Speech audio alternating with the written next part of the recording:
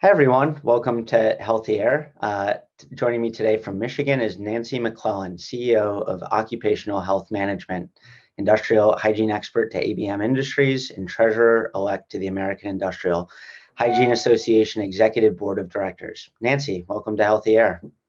Thank you, Eric. I'm happy to be here. I want to share Nancy's background briefly to provide context for our conversation. Nancy McClellan is an award-winning industrial hygiene and safety expert with over 25 years of broad international experience practicing, teaching, and authoring to anticipate, recognize, evaluate, control, and prevent workplace health and safety hazards in high-hazard industries. She has extensive experience and expertise in pandemic, COVID-19 response management, including chemical and non-chemical disinfectant exposure evaluation and ventilation controls. She has been domestically and internationally recognized for leadership service to the industrial hygiene profession, is a chair and/or director for the American Industrial Hygiene Association, the American Board of Industrial Hygiene, the Occupational Hygiene Training Association, and the Joint Industrial Hygiene Ethics Education Boards of Directors and Committees. She is currently chair of the COHSE External Advisory Board and guest lecturer at the University of Michigan Graduate School of Public Health, while continuing to practice industrial hygiene as an experienced independent consultant, subject matter expert, and sought-after international expert lecturer. All right, Nancy, very, very impressive background. So let's dive in here. Please, to kick us off, tell us about your path in industrial hygiene and a bit of your background on your current work at Occupational Health Management, as well as your work on a number of major advisory boards. Thank you for the introduction, Eric. That was very kind of you. Industrial hygiene drew me because it's, to me, the best blend of science and interpersonal skills and looking at the broader world. And that's what attracted me initially. What keeps me getting up every day and being excited about my job is the notion that we have over 2.4 million deaths each year worldwide as a result of chemical and biological exposure. That number's probably been surpassed greatly as a result of the pandemic, that we have people exposed to biological hazards. And as a result, we have a tragedy in front of us and behind us. And as a result of looking at it as an industrial hygienist, for us, it's one more hazard. We look at biological, chemical, and physical hazards in the workplace and in the public, and we look at how we're going to wrap our arms around that in order to anticipate, recognize it, evaluate it in quantitative and qualitative ways, and then more importantly, control it and prevent it from happening again. And so that aspect of being able to address public health and worker health concerns is really what makes me get up every morning and find my purpose in this world. Excellent. So I want to zoom into how you and the IH profession approach indoor air quality and safety generally, vis-a-vis other sources of environmental health and safety risk. How important has IAQ and safety traditionally been relative to these other types of risks? Indoor air quality has been a long-standing challenge because we work in the built environment. We spend a great deal of time, and that amount of time that we spend in the built environment has grown through the decades. When we're in the built environment, we found, and according to NIOSH, the National Institutes of Occupational Safety and Health, over half of the contaminants that we find building up in the built environment that impact indoor air quality are the result of ventilation.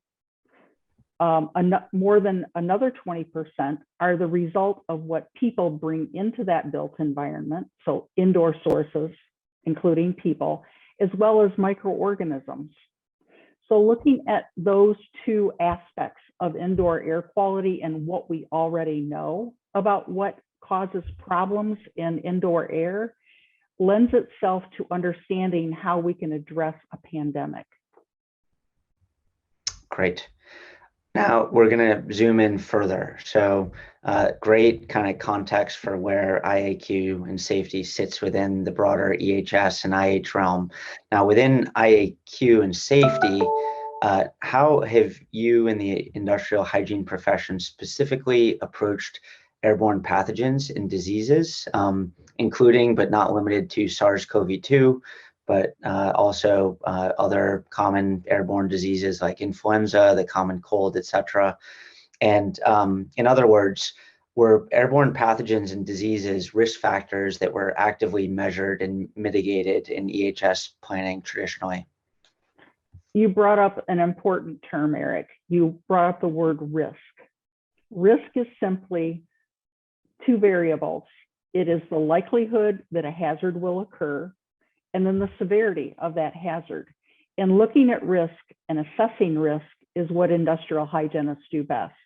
We look at all the factors that impact how severe a hazard is, and in this case, a biological hazard, where it can ultimately cause death. And we look at the likelihood that that biological hazard can be transmitted to other people. And when we look in the built environment, especially at what causes risk in terms of severity and likelihood, we can come up with ways to assess which are our highest priorities, where we have high likelihood and severity of transmission, down to low, so that with the resources that we have, we can prioritize what we're going to approach first, second, third, and do that in a more methodical, prioritized way in order to best use those resources that we have to clean and disinfect, to put up barriers, to improve ventilation. Great. What makes airborne pathogens and diseases unique relative to other EHS and IAQ safety risk factors, and specifically things like even having a common unit of measurement or some quantitative based way of setting or establishing a risk level and then managing to mitigating that risk? What is hard about pathogens relative to other risks? Historically, we've known for actually hundreds and hundreds of years that the dose makes the poison. Okay, that's a quote from Paracelsus, who was historically someone involved in occupational health. It's different with biological hazards because we can't necessarily come up with, at this point anyways, what's called an infectious dose. All right. Whereas with chemical hazards, we can measure and come up with an association of how much in the air or how much on the skin is bad and creates a poisonous dose. Whereas with infectious agents, that's much harder to pin down.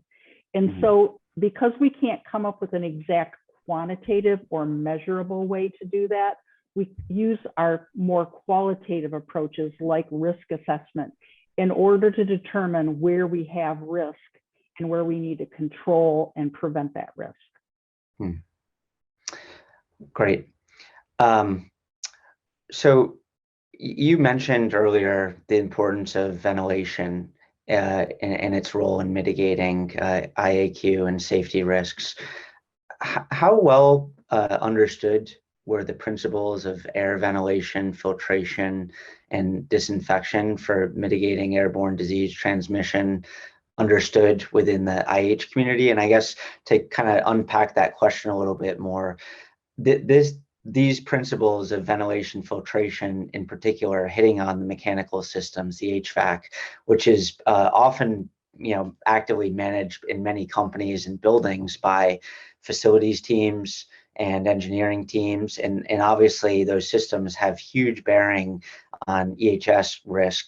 But within the IH side of things, do you think that there's an understanding of how important these various controls are, and then also in terms of the mechanical understanding of how those systems work to be able to then use them to our advantage in reducing risk? I'm smiling through your asking of the question because I'm realizing that the industrial hygiene profession was one of the first professions to very clearly point out that ventilation and aerosol transmission was a key factor in this pandemic and controlling the spread. The industrial hygiene profession has a basic and well-developed understanding of ventilation's role in controlling these risks, pandemics included. And so with indoor air quality, as I mentioned earlier, over half of your risk comes from ventilation, its ability to bring in fresh air, its ability to mix the air that's been brought in, and also its ability to filter and disinfect through physical means, through non-chemical means, and through chemical means. So there's a number of ways of approaching ventilation and looking how it impacts that transmission that we do have control over. And I think that's the message of industrial hygiene, is that we do have control over those factors. And now, thankfully, it's showing up in OSHA legislation, it's showing up in ASHRAE guidance and other allied organizations guidance, that if we address ventilation, that turns into one of our many tools in our toolkit for getting our arms around this pandemic and turning it around. In May 2020, you joined ABM's Expert Advisory Council to support COVID-19 response and their Enhanced Clean program. ABM is one of the largest facilities management companies in the world. It touches over 4 billion square feet of facilities each day. Tell us about your work on the Expert Advisory Council and the Enhanced Clean program. What role are you playing in advising and helping ABM? As an industrial hygiene expert, I'm basically bridging the gap between industrial hygiene know-how in controlling a biological hazard and creating tools for ABM's clients in that they can actually employ risk assessment. They can actually look and prioritize what they need to address in their facilities to create pandemic resilience, and then providing them the solutions and the tools and the resources in order for them to do that. And it's been a very rich and rewarding experience in being able to bridge that gap. How has safety factored into the business of an FM-focused leader like ABM traditionally, and how has that changed during the pandemic, if at all? I think safety is a paramount mission for many, many organizations, if not all, at some level. And the pandemic has simply heightened that awareness of occupant safety, of worker safety, of public health safety. And before people are going to be able to return to facilities, they must feel that their safety is paramount. And ABM has developed the solutions and the resources and the know-how for actually creating that safety in facilities by making them pandemically resilient.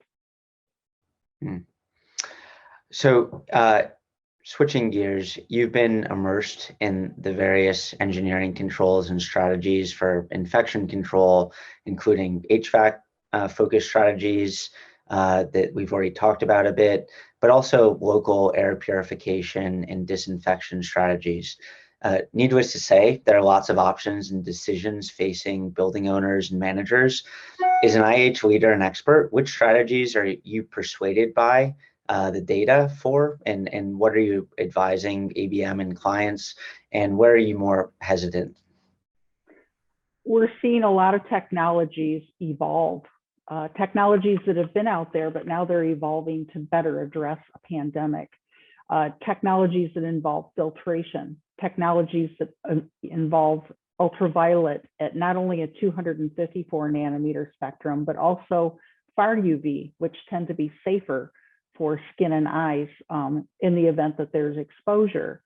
There's a lot of technologies that are rising to the top that have data that address the efficacy, meaning how well it works, addressing the safety, meaning safety to occupants, safety to the installer, safety to anybody who could potentially be exposed, maybe even in the public. And we're also looking at return on investment, because we're also seeing a lot of technologies out there that really don't provide that return on investment and need to be sorted. And so vetting through that process, we are seeing some technologies rise to the top, and we're also able to discourage clients away from some technologies that actually have hazards that outweigh the benefits of that actually technology. If and how do you foresee the pandemic changing the IH profession as it relates to real world practice? And I may add on a second part of what areas do you think are going to be focus areas for further research and exploration, more from just understanding, understanding kind of risk factors before it goes out to the real world, I see industrial hygiene facilitating a lot of research regarding ventilation controls, how air moves, where does it move, how well does it move, how filtration impacts it, how disinfection impacts it, and being able to evaluate that for clients is going to become very important. Right now in the world, there's an over 40,000 industrial hygienist deficit in order to address pandemic issues, as well as chemical exposure issues, physical hazard issues. The pandemic has simply exacerbated that shortage of industrial hygienists globally. And so what we're seeing is that there's an explosion of interest in developing these technical skills, these professional skills, in order to address indoor air quality, in order to address ventilation engineering. And so as part of the organizations that I volunteer for and work for, I'm seeing a higher level of collaboration, a higher level of networking in order that we can drive these research objectives faster. Great. Well, we're really grateful for your time and perspective today, and thank you for that. The floor is yours before we go here to share any parting thoughts. Industrial hygiene is an art form that allows professionals to look at the larger picture of occupant health and safety. And when we consider all of the factors that are involved in pandemic controls, industrial hygiene is really well suited and really well prepared for addressing pandemics.